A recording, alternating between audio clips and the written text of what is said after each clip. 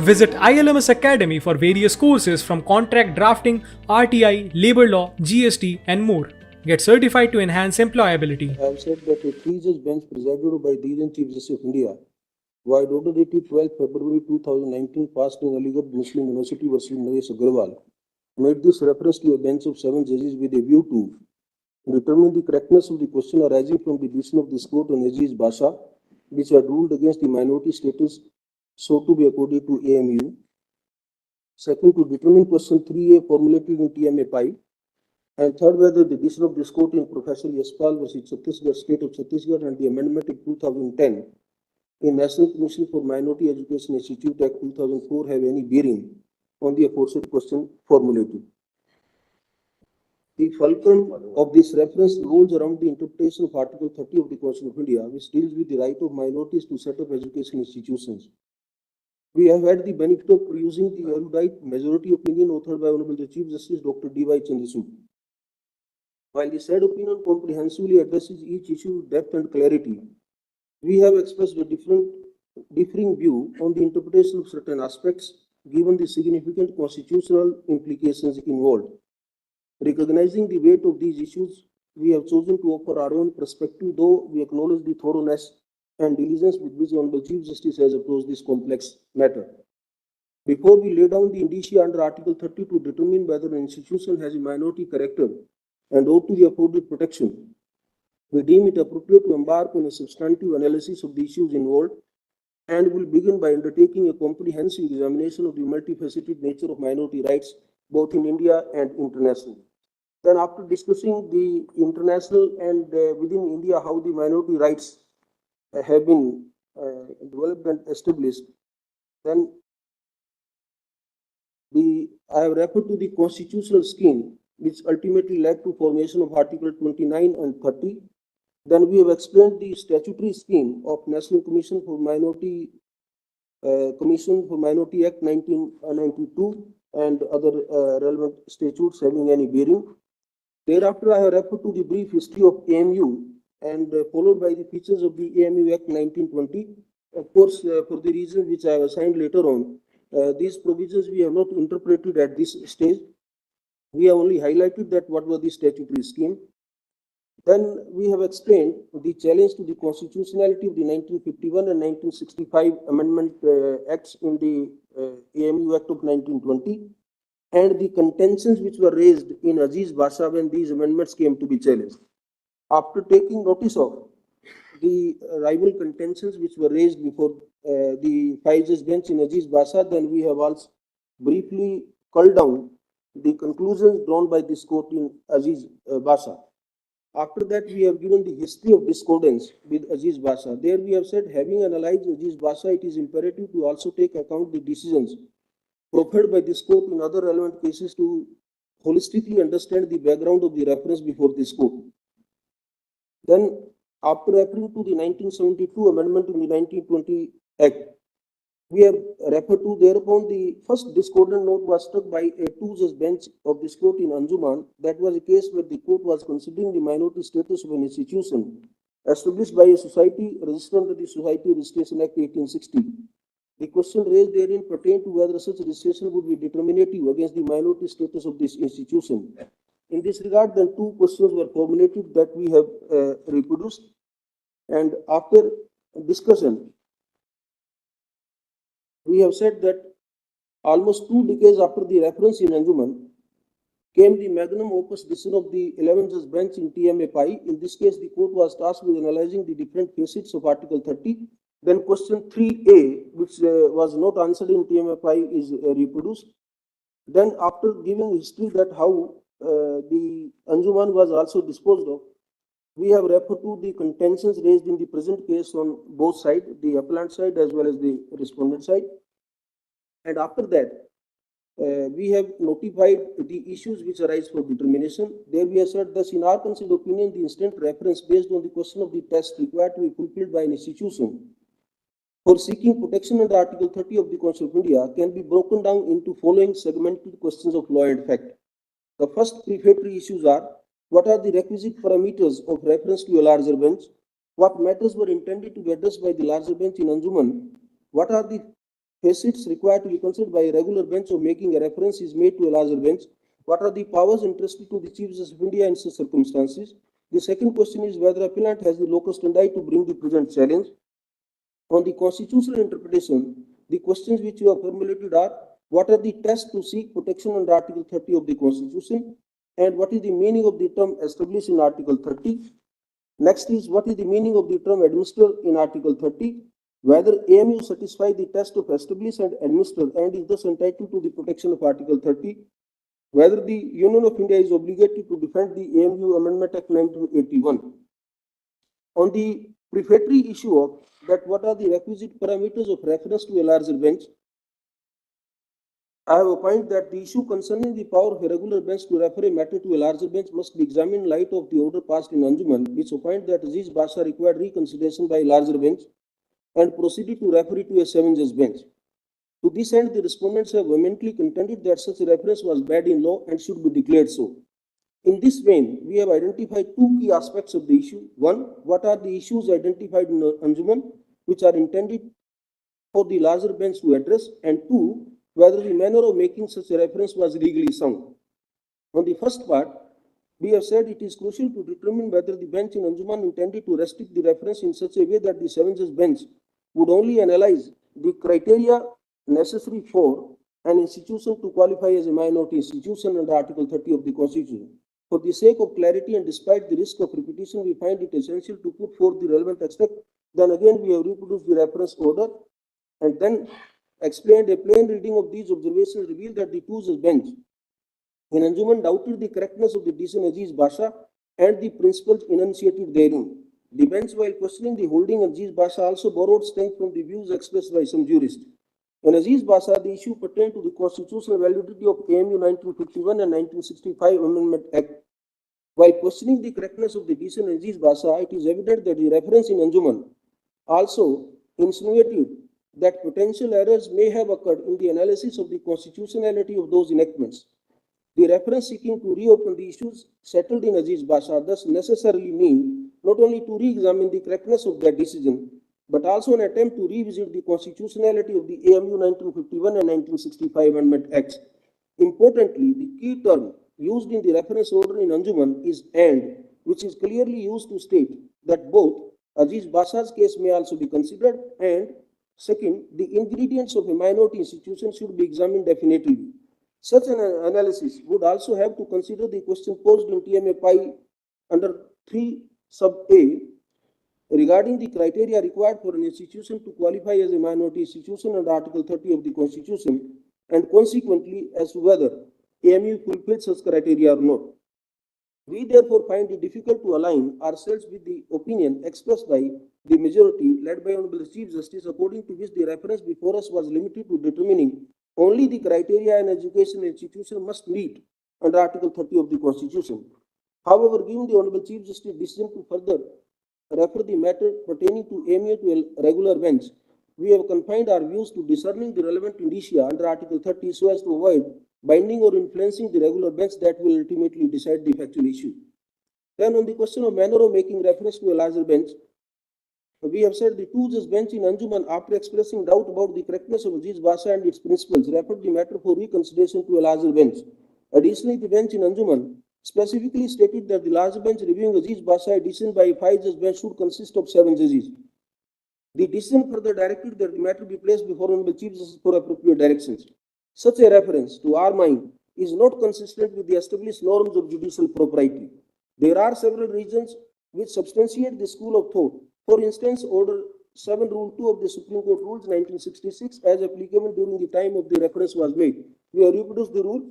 In this regard, it is imperative to refer to the findings of the Constitutional Bench in Central Board of Daud Bohra Community, that subsequent Constitutional Bench, which while adjudicating the correctness of previous decision on the Bombay Prevention of Excommunication Act also laid down pertinent principles on the procedure of making references. The decision in Daud Bohra essentially clarified the framework concerning how a reference should be made, particularly when a bench of lesser strength doubts the correctness of a decision by a larger bench or co-equal bench. After referring to Daud Bohra, we have said the principles enunciated in Daud Bohra reinforce the provisions of the Supreme Court rules referred to earlier and also reiterate the well-established principles based upon doctrines of predictability, consistency, finality, and the principle of stare decisis. The two-judge bench in Anjuman ought to have understood and applied the law consistent with these principles. The two-judge bench in Anjuman. Visit ILMS Academy for various courses from contract drafting, RTI, labor law, GST, and more. Get certified to enhance employability. The two-judge bench in Anjuman, being of lesser strength than the five-judge bench in Azeez Basha, lacked the authority to explicitly question the correctness of Azeez Basha and refer the matter to a seven-judge bench. In Anjuman, the bench not only referred the matter but also specified the numerical strength of the bench to which it should be referred, with a further direction that the matter be placed before the Chief Justice for the limited purpose of notifying the composition of the seven-judge bench. With utmost respect at our command, we do not appreciate as to how a two-judge bench could dictate its viewpoint to the Chief Justice of India. Thus, to our mind, effectively impaired the Chief Justice authority as the master of the roster. Allowing such a practice would enable benches of lesser strength, such as a two-judge bench, to undermine the decision of larger benches, potentially even as 11-judge bench. This would also place the Chief Justice of India in an untenable position, which would be bound by a judicial order, who will be bound by a judicial order which, while acting in an administrative role, leading to procedural complications and embarrassment. We reiterate that such action completely undermines the principles of stare decisis, a well-established doctrine that mandates the consistent application of legal principles once pronounced by authoritative courts. This principle is rooted in the idea that once a court has determined a rule applicable to a specific set of circumstances, it should be followed in all future cases. After that, we have explained the principles which govern this issue, and we concluded we thus have no hesitation in holding that it is the Chief Justice of India alone who is the custodian of the authority to determine the composition of benches and the public or national interest, place a matter before any bench he deems appropriate, even in the absence of any reference. That being so, now we have said that 2019 reference order, which was by a three-judge bench, which included the then Chief Justice of India, cannot be faulted. Consequently, based on that order, we consider it appropriate to proceed with the determination of some of the issues concerning the constitutional challenge. We also respectfully disagree with the majority opinion authored by Honorable Chief Justice in paragraph 39 of his draft judgment, according to which Anjuman has merely doubted and not disagreed with Azeez Basha. It seems to us that the term doubt and disagree broadly carries similar connotations. It is difficult to doubt a judicial opinion unless we disagree with the correctness of the contents and substance. Similarly, a disagreement would originate only when such opinion is shrouded with doubts on law or on facts. Then, after explaining these principles, of course, as we have said that the 2019 reference was maintainable because that was a bench presided by Honorable Chief Justice. In conclusion, while fundamental rights cannot be applied, now before that, we have explained the locus of the pre-constitutional institution, that we have held that appellant is entitled to, the pre-constitutional institutions are also entitled to seek protection of Article 30. The conclusion drawn in this regard is, in conclusion, while fundamental rights cannot be applied retrospectively to disrupt pre-constitutional practices, the appellant is not barred from asserting a claim under Article 30 as long as the necessary conditions of this provision are met. Individuals or institutions who qualify to be protected through a fundamental right as of 26 January 1950 are entitled to enforce these rights under Article 32. Therefore, the appellant's locus standi cannot be dismissed on this basis. Now, on the question, we have said, as regard to the fundamental right claimed by the appellant, we have said, based on the foregoing discussion, we believe that the right ensconced under Article 30 belongs to the second category, namely it is granted to a minority community at large, but can be exercised by an individual or a group of individuals. There was an objection whether writ petition at the instance of individual was maintainable. This right does not fit into the first category because Article 30 specifically aims to uplift and protect certain minority communities, making membership in such a community a necessary precondition. At the same time, however, it is also distinct from the third category because the protection envisaged in Article 30 is toward individuals belonging to such a community and not the entire community as one single entity. Thus, while the rights exist for the benefit of the whole community, it can be exercised by its individual members rather than requiring collective action by the whole community. That issue also stands decided in favor of the appellant. Now, coming on the question of interpretation of Article 30,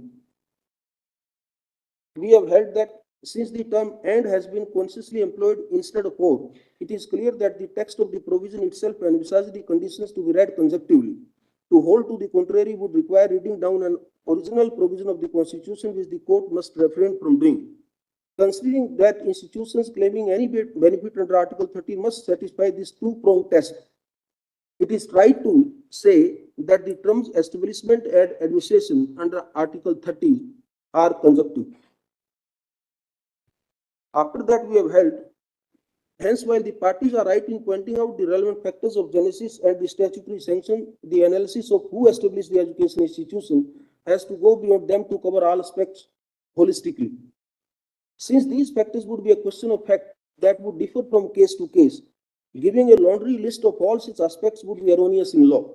However, to determine whether the minority community has established the institution or not, a few illustrative factors that the courts have considered in the past may include. Then we have highlighted certain instances where the courts have rejected or accepted the claim based upon, and those findings we have illustratively referred to. About UGC Act, we have said the NCME Act or UGC Act and Professor Yaspal are also not in, there is no discordance between them and the Azeez Basha. To that extent, we have said Azeez Basha holds to the contrary deserve to be only one aspect we have concluded about Azeez Basha.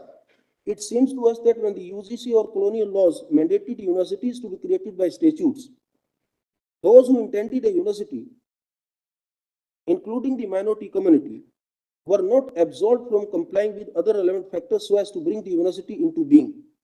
We therefore do not find any conflict between the amended provisions of the NCME Act, UGC Act, and the holding in Professor Yaspal. Each holds its own independent and distinct field and operates validly within their sphere. The minority community thus can establish a university under Article 30, provided it fulfills the norms of the UGC that gets legal sanction to create the university through a statute. To that extent, Azeez Basha holds to the contrary, it deserves to be modified and clarified.